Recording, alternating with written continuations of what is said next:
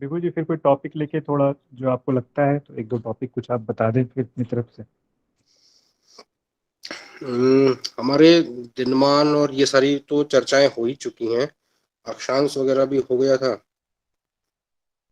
Actually अब अगर मैं कोई टॉपिक लूंगा ना तो वो अभी विषय पढ़ाया नहीं गया होगा, वैसा विषय हो जाएगा।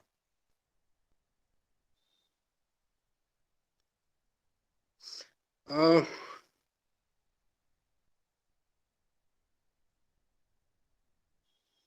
नमस्ते आचार्य जी। ओम। ओम। जी जी, जी नमस्ते आप। हाँ जी। आचार्य जी, मुझे जो हम नक्षत्र देखते हैं और लगन देखते हैं, जैसे आज की तिथि से ही मुझे समझ में नहीं आ रहा था, तो मैं उसके विषय में पूछना चाहती हूँ। हाँ, जी जी बिल्कुल। मैं अभी निकाल रही में अ, जुलाई।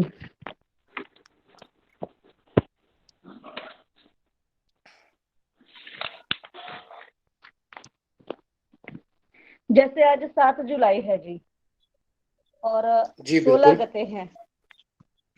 जी तो तिथि व तिथ्यांत है, इसका समय तो हो गया। फिर नक्षत्र, नक्षत्रांत काल, फिर जो आगे राशि है, लग्न आरंभ। तो जैसे जी। कर्क लगन है, सिंह लगन है, तो ये समय का कुछ पता नहीं चल पा रहा था कि कैसे इसको समझें। जैसे सिंह जैसे लग्न सुबह के हम नीचे यज्ञ टाइम करते लिखा हैं। है 6 बज के। जी। जैसे सुबह छह, ये सिंह लग्न के नीचे आप देखेंगे 6:44 लिखा हुआ है। हाँ जी। तो इसका ठीक है मतलब है जी। कि सिंह लग्न जो है 6:44 पर आरंभ हुआ है। ठीक है जी। और ये कब तक जाएगा तो आप देखेंगे कन्या लग्न के नीचे समय लिखा है 9:04। हाँ जी। इसका मतलब है कि सिंह लग्न जो है वो 6:44 से 9:04 तक है। तो नौ बज के मतलब चार हम मिनट के अगर। बाद से कन्या लग्न लग जाएगा। ठीक है जी।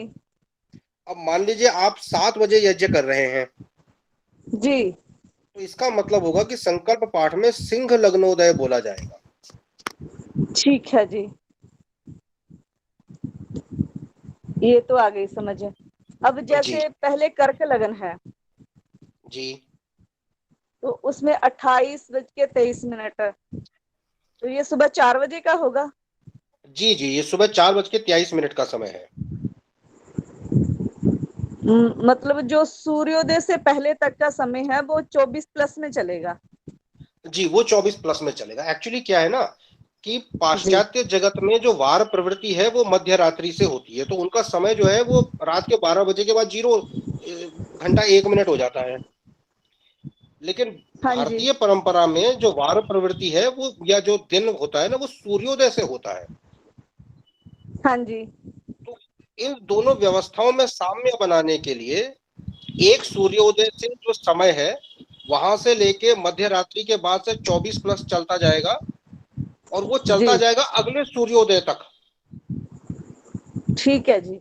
तो कहीं कहीं आप देखेंगे तिथियों में आपको 29 बजे का समय भी मिलेगा, 30 बजे का समय भी मिलेगा।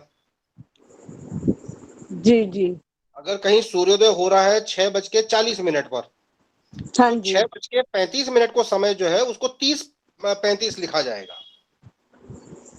ठीक है जी। जी ठीक है जी, ये आ गया, चले जी समझे। फिर जैसे नक्षत्र और नक्षत्रांत काल, तो ये भी वैसे ही है ना जी। जी बिल्कुल। जैसे इसी को देखिए, हस्त को लिखा है 24:22 तक। हाँ जी। तो ये नक्षांत्र काल है, इसका मतलब 7 जुलाई को 24:22 तक, यानी 7 जुलाई को मध्य रात्रि 12:20 जी। मतलब अगर आप इसको पाश्चात्य टाइम सिस्टम में समझेंगे तो इसका मतलब होगा 8 तारीख को 00:22। हाँ, उस समय तक हस्त नक्षत्र रहेगा। उस समय तक हस्त नक्षत्र रहेगा। जी। जैसे इसके नीचे स्वाति के आगे डैश लिखा है, हाँ जी। इसका मतलब इस पूरे दिन भर स्वाति है। अच्छा जी। और स्वाति इसके बाद अगले दिन भी 13:33 तक है, यानी दिन के 1:33 तक। हाँ जी। जी, इस तरह से हैं इसमें सारे समय मान।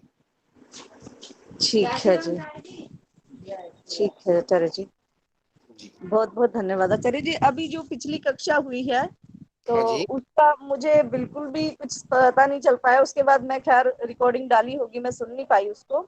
तो जैसे बोघांश और संपातिक काल की जो बात थी वो समझ में नहीं आ पा रही, दोबारा सुनेंगे तो उससे समझ आएगी। लेकिन पीछे एक प्रश्न आया था कि आप कुछ मुख्य मुख्य जो शब्द हैं जो हमें बहुत ही अपरिचित लगते हैं, उनकी जैसे कुछ परिभाषाओं के रूप में अगर आप हमें उपलब्ध करवा सके तो हमें थोड़ा जानने में एक बार हम याद कर लेंगे कि हाँ संपातिक किसको कहते हैं, तो थोड़ा दिमाग में ना वो बन जाएंगी बात। आप जैसे प्रश्न करोगे तो हमें पता चल जाएगा। ठीक है, इसके लिए हम प्रयास कर रहे हैं। एक पुस्तक जो लिखी गई है, लिखे जी, ही मतलब तकरीबन 100 पेज का तो हमने लिख दिया है, और अच्छा जी, मुझे उम्मीद है कि बहुत जल्दी ही प्रकाशन में आ जाएगी। जी, तो फिर उसमें से हम जरूर प्रस्तुत करेंगे आपको। ये सारी जो परिभाषाएं हैं ना, वो एक तो वीडियो तो बार बार देखने ही पड़ेंगे, लेकिन हाँ अगर जी, पुस्तकाकार मिल जाएगा तो थोड़ा आप लोगों को याद करने में भी सुविधाजनक हो जाएगा। हाँ जी आचार्य जी, जी जी, उसके लिए हैं प्रयासरत, उसको करते हैं जल्दी से। बहुत धन्यवाद जी। जी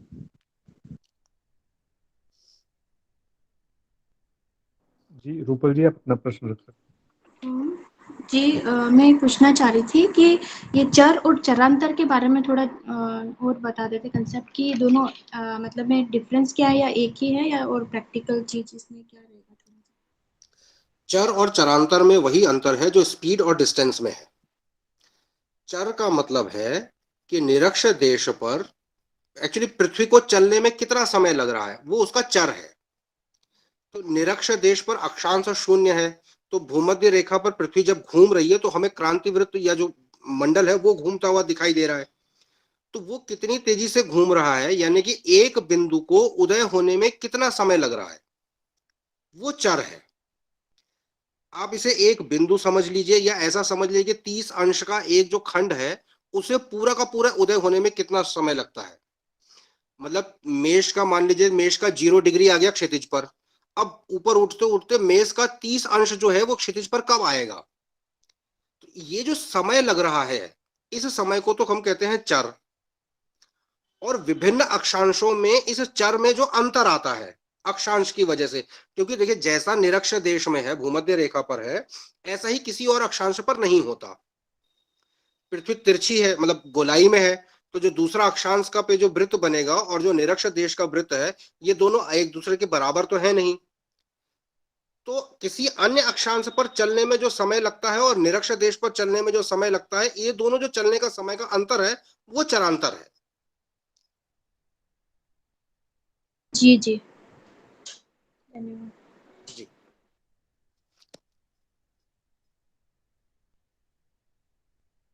जी शिवचरण जी, आप अपना प्रश्न रख सकते हैं।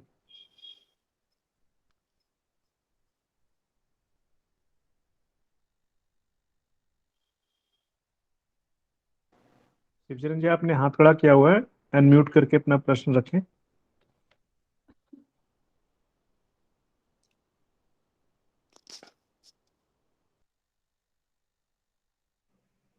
हेलो।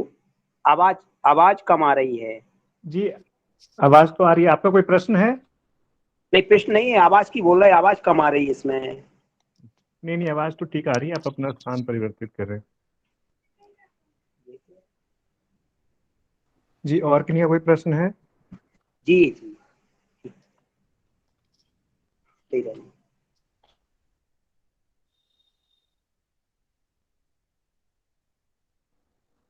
जी बिगू जी, तो फिर जैसे ही आप आज्ञा करेंगे। और तो कोई प्रश्न नहीं है अभी।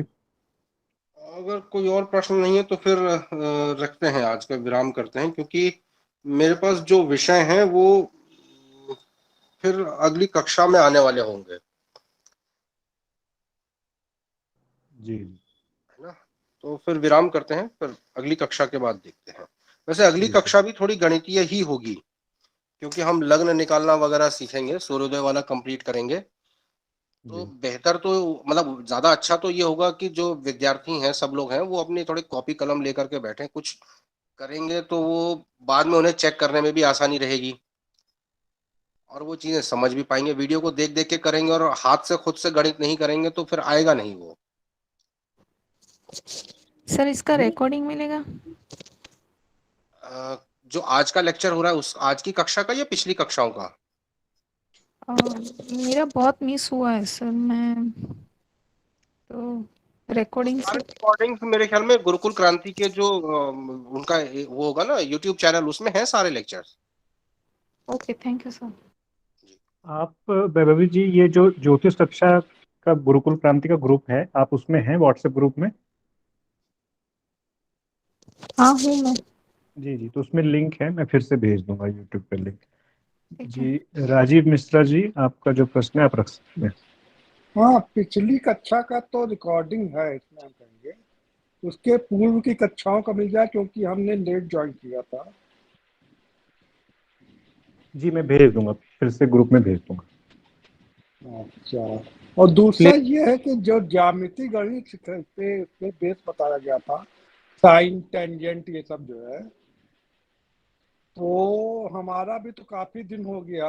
मतलब हम लोग जब कभी पढ़ते थे, आज से कई 40-45 साल पहले, उस समय का पढ़ा हुआ है। एक बार दोबारा जो है उसको कैसे हम लोग रिवाइज कर सकें, तो इस पे थोड़ा सा हमें, या तो पुनः हम लोग हाई स्कूल की किताब लेके पढ़े एक बार जो है, फिर इसके बाद समझे।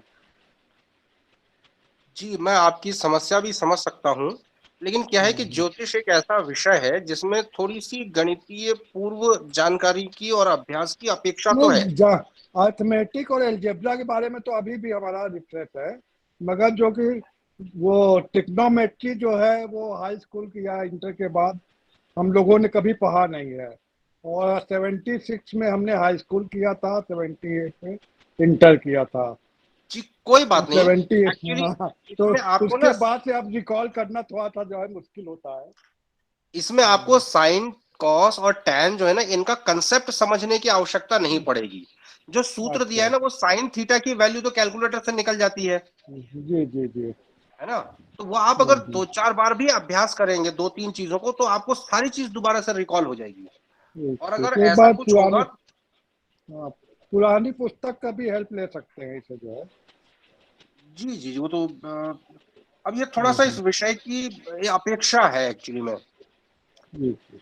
अब ऑनलाइन क्योंकि क्लास में देखिए ट्रिग्नोमेट्री तो नहीं सिखाई जा सकती।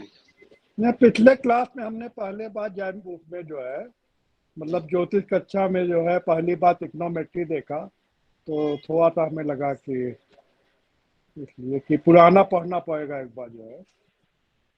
जी, एक्चुअली विषय को सरल बनाने के लिए तो हमने ट्रिग्नोमेट्री की बहुत जो कॉम्प्लिकेटेड चीजें हैं वो तो छोड़ ही दी हैं, जी क्योंकि ऑनलाइन के रूप में जो सामान्य चीजें हैं, सूर्योदय सूर्यास्त करना, लग्न निकालना, या अभी जैसे हम अंतर्वेशन से जो निकालते हैं ना दो ग्रहों के बीच, मतलब हमें जी जी सुबह जी। 5:30 बजे का ग्रह हाँ, स्पष्ट दिया है, अगले दिन सुबह 5:30 बजे का दिया है।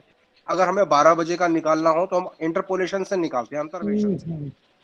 अब नहीं, सामान्य उसमें भी जो अंतर्वेशन तो सब लोग जानते हैं, लेकिन जो तेज चलने वाले ग्रह हैं, खास तौर से चंद्रमा, चंद्रमा जी को जी हमें सेकेंड डिग्री हाँ, इंटरपोलेशन करना होता है, जी या तिथि का एंडिंग समय, तिथ्यांत काल निकालने के लिए, नक्षत्र काल निकालने के लिए उस सेकेंड डिग्री का इंटरपोलेशन करना होता है। वो हमने ग्रुप में अभी नहीं रखा है विषय, वो थोड़ा और क्लिष्ट है।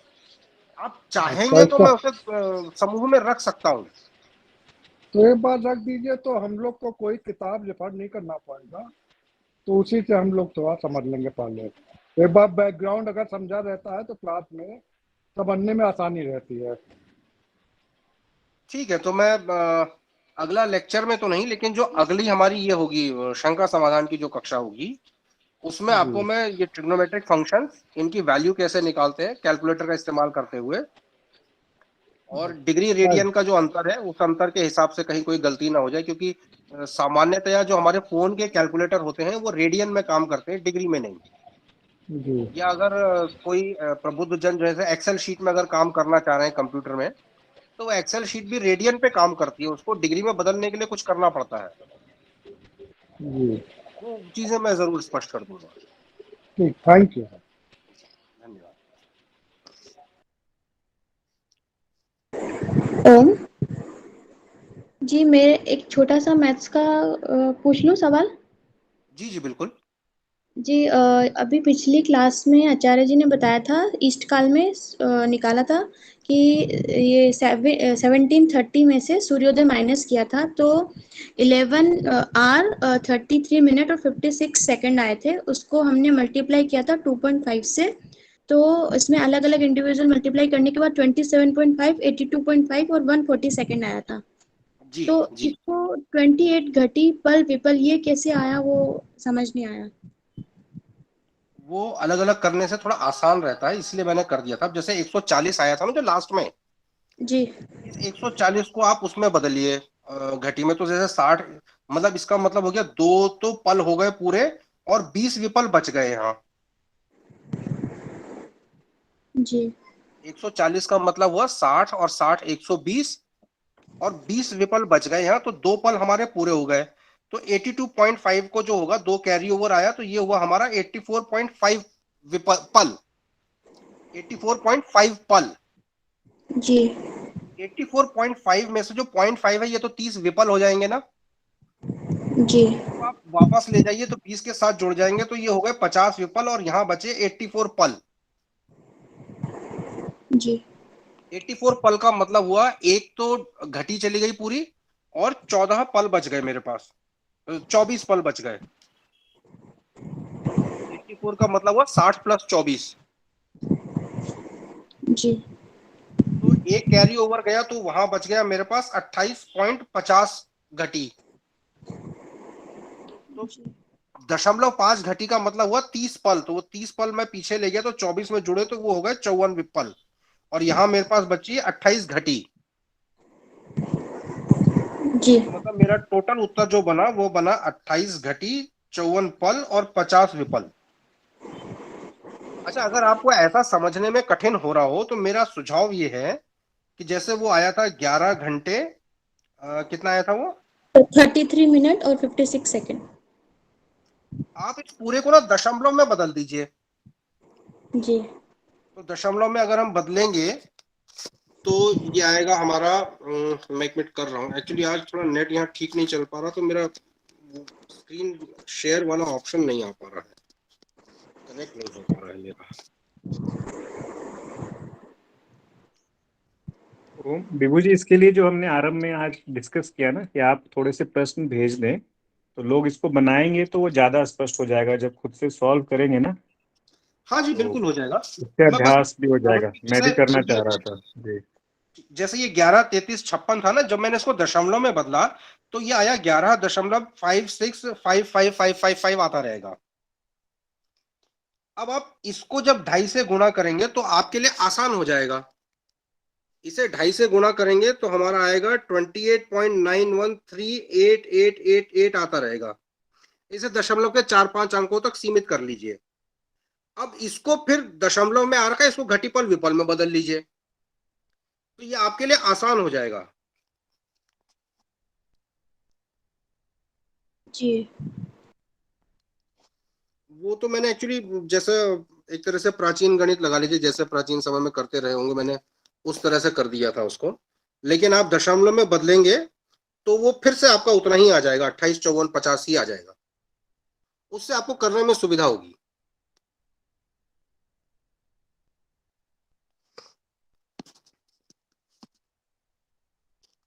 जी, और किन्हीं का कोई प्रश्न है?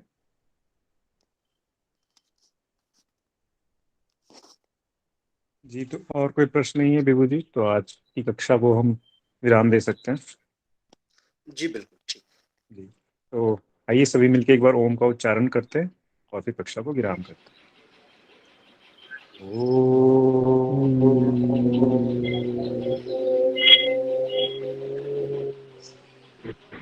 सर्वेभ्यो नमः। सर्वेभ्यो नमः।